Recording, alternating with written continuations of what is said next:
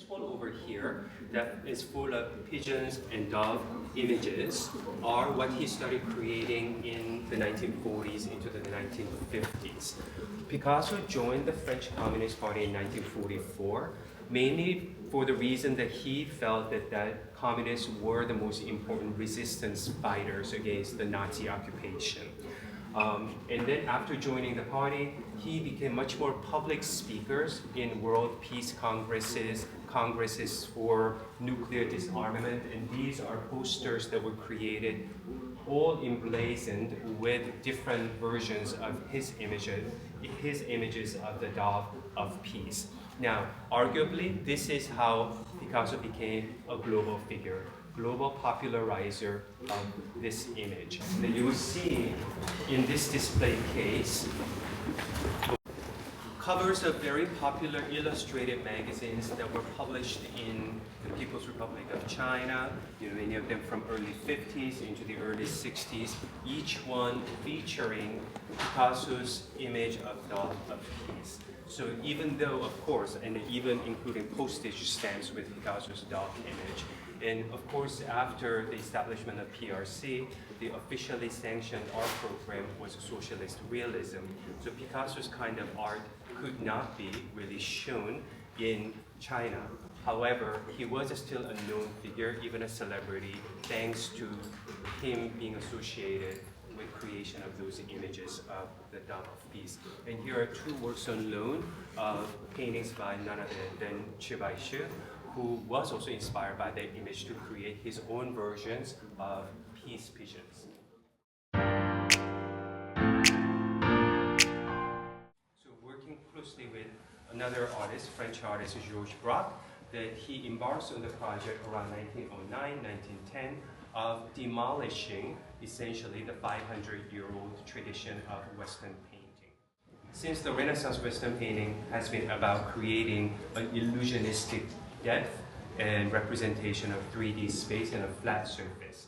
Now that system started breaking down in the 19th century, and by the time Picasso and Braque come around, they're trying to demolish this system once and for all. What is Cubism? Cubism is a way of representing something that is a three-dimensional object or space that should be seen in the round, and representing all the sides and facets at one go.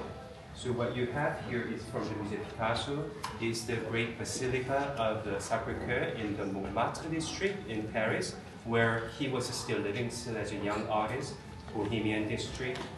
We also have two fantastic examples of a still life and then also a portrait over there that we loaned from the Museum Reina Sofia in Madrid, which also has a very fantastic collection of Cubist art from 1988, when he started to use gunpowder and the chemical reaction to create by destroying the canvas. So you can see the two acts of destruction or creation by destruction.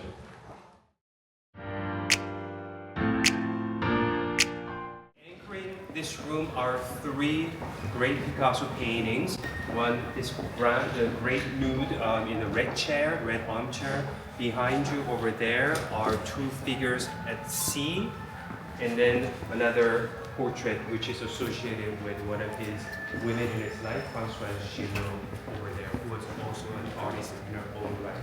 Surrounded by artists from Hong Kong, such as Irene Zhou, Chinese painters Feng Guodong and Fu Dexin, American artist Isamu Noguchi, and the Japanese artist Yoshihara Jiro. You can see all of these sort of ground organic forms that are closely associated with surrealism are not only evident in the Picasso works, but artists from our part of the world. Surrealism being one of the most globally influential avant-garde movements from the 20th century.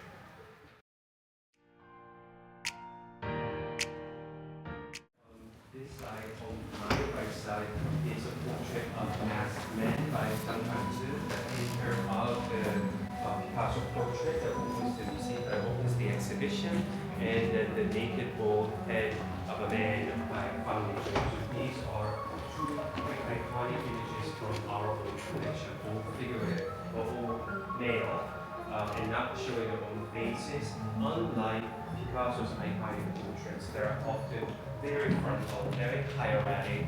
There are also images of women in his life, 7 or 8 significant relationships that he had in his life.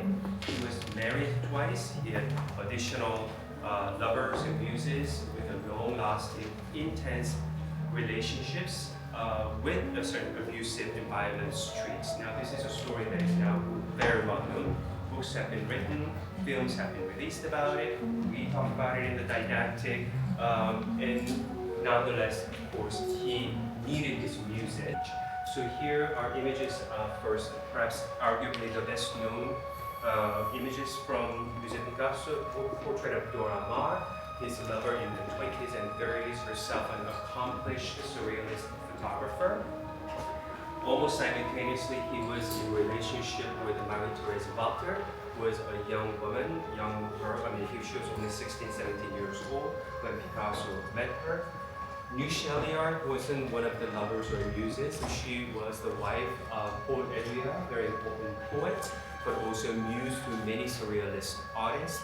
And this painted sculpture is associated with Jacqueline Pope, who was the last woman and his second wife, who was deeply dedicated to him in his final years. So biography is very much entangled with Picasso's.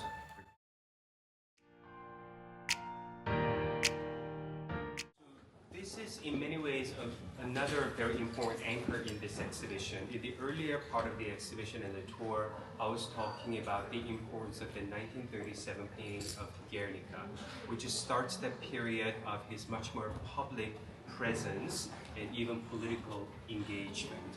Now, in 1951, he is still a member of the French Communist Party, and he painted this work called Massacre in Korea in 1951. Of course, very heavy title. And this was in response to the news report that he read of the killings of civilians in Korea. The Korean War had just broken out the year before. And Picasso famously didn't travel much. He spent most of his life in France. It was during that period of political engagement and participation in the World Congress that he traveled as far as Poland and the UK. But other than that, he never traveled anywhere outside of Europe. He hasn't even been to the US, despite the many great collections and many big exhibitions. Certainly, he's never been to Asia. And then there are only scant evidences of his direct connection, but this is one explicit connection that we can make between him and Korea. But of course, Korea doesn't really look like this. This wasn't a depiction of the reality. Even compared to Guernica, this is a very classical looking painting with these two groups of figures of the military aggressors and against this helpless group of naked women and children. Something that almost harks back to not just the 19th century examples that are illustrated there of Goya and Manet, but even back to more neoclassical.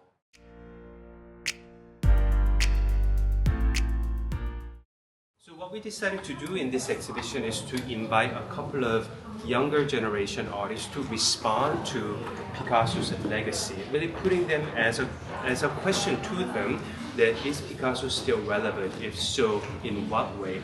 Now, what Simon Fujiwara did, Simon is a Japanese and British artist based in Berlin, and he has been now playing and reinterpreting all of art history, mostly Western but not exclusively, through a cartoon figure that he invented recently named Who the Bear. So you will see this cartoon bear image, Who as in WHO, image appearing again and again with his long tongues and wielding smartphone as tree, mostly Western but not exclusively, through a cartoon figure that he invented recently named Who the Bear. So you will see this cartoon bear image, Who as in WHO, image appearing again and again with his long tongues and wielding smartphone as we all do.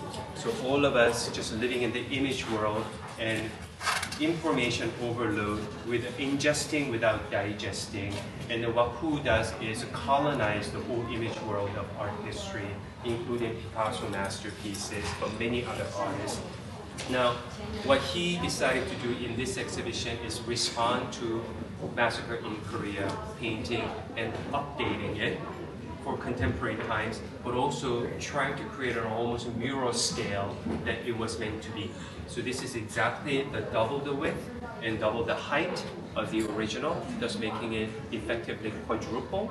And then what you also see is a quotation to Guernica, and the Guernica's certain characters like a fleeing woman and a dead horse also appear. So this is effectively a hybrid between those two very important political paintings of Guernica and Massacre in Korea.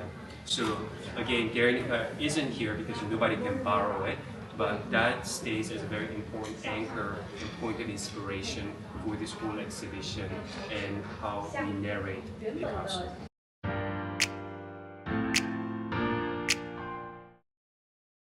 The second commissioned work is by Sin Wai Kim, who also interpreted certain central characters such as the dead bull and the dead soldier in Guernica painting through these new drag characters that the artist creates.